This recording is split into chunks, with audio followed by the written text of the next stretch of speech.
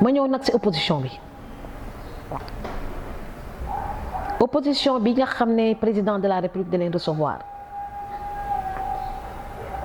ndax président de la république du ñëpp la recevoir mais daanaka lu mu def sax baax na ñëpp gis nañ ko. Sonko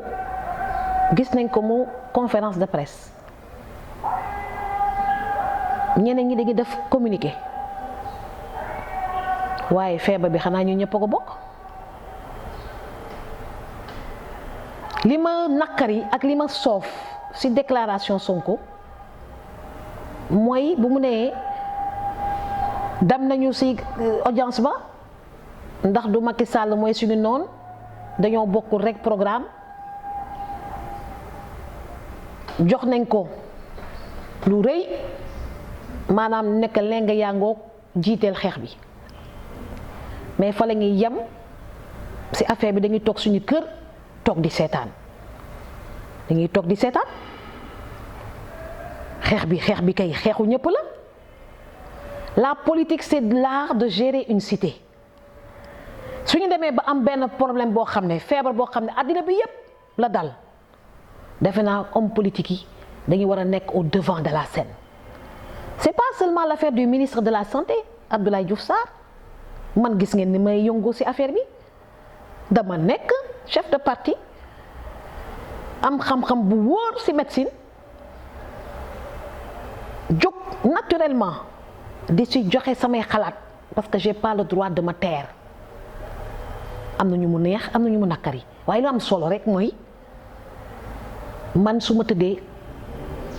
nelaw conscience tranquille ndax bés bu ne lu ma ci war a wax dinaa ko ci wax. kon opposition bii di wax Macky Sall dafa démissionné daf ñu sacrifié daf fi dara Macky Sall démissionné wul tey dañu seewul. Moi je trouve qu'il a été un bon père de famille dans cette histoire-là ndax dañoo wax coronavirus rek mu teg école yi teg université yi loolu ko am yërmande moo koy def yéex naa tëj frontières yi rek mais finalement teg na frontières yi mobiliser 1000 milliards dénk suivi bi général François Ndiaye li des kay mooy ñi ko wër ñi nekk tamit ci force Covid 2019 nañ ko xelal yu baax xelal yoo xam dafa war a am ak yërmande su ko defee liggéey bi mën a yomb ndax virus baa ngi law Sénégal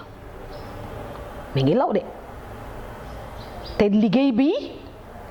chef de parti yi dañ ci dugal seen loxo waxtaan ak seeni militants pour des changements de comportement parce que sénégalais tant que gisul dee yu bari rek du ragal coronavirus bi mi ngi commencé law Sénégal tey rek dégg naa defe naa am na yeneen 3 yu gaañu mu nekk loo xam ne doy na waar kon xeex bi xeexu ñëpp la Macky Sall jóg na ci mi ngi ci xeex mi ngi def lu mu mun ñun nag actuellement ñun chef de parti ku nekk defal li nga mën mais buy tëdd nelaw bu leen tëdd nelaw di ne ñu ngi seetaan pour mun a critiquer pour mun a ne waxoon nañ ko boobu kay médecin après la mort la na ci ñëpp jàpp lu nit mun a def ba sensibiliser fexe ba au moins quelques personnes se changer comportement xëyrul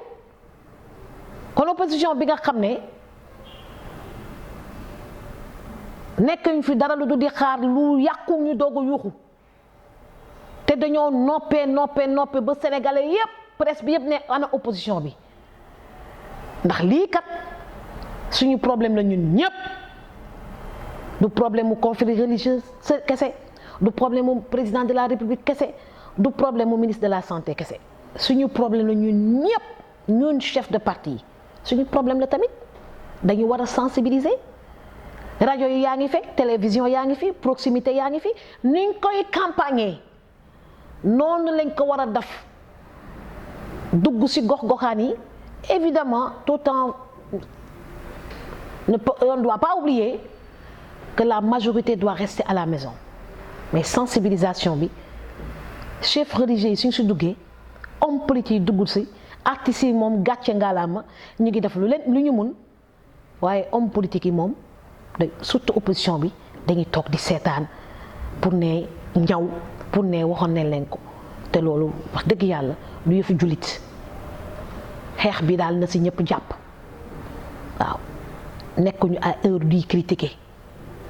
ñun ñëpp wala booloo ndax booloo mooy doole face au coronavirus ñun ñëpp dañu war a booloo pour xeex doomu jàngoro bi mu génn Sénégal su naree yéex a génn ñuy jàng naka la ñuy dundee ak moom mun kaa moytu waaw kon na si ñëpp jàpp ñu bàyyi wax yu ñaaw yi ñu rafetal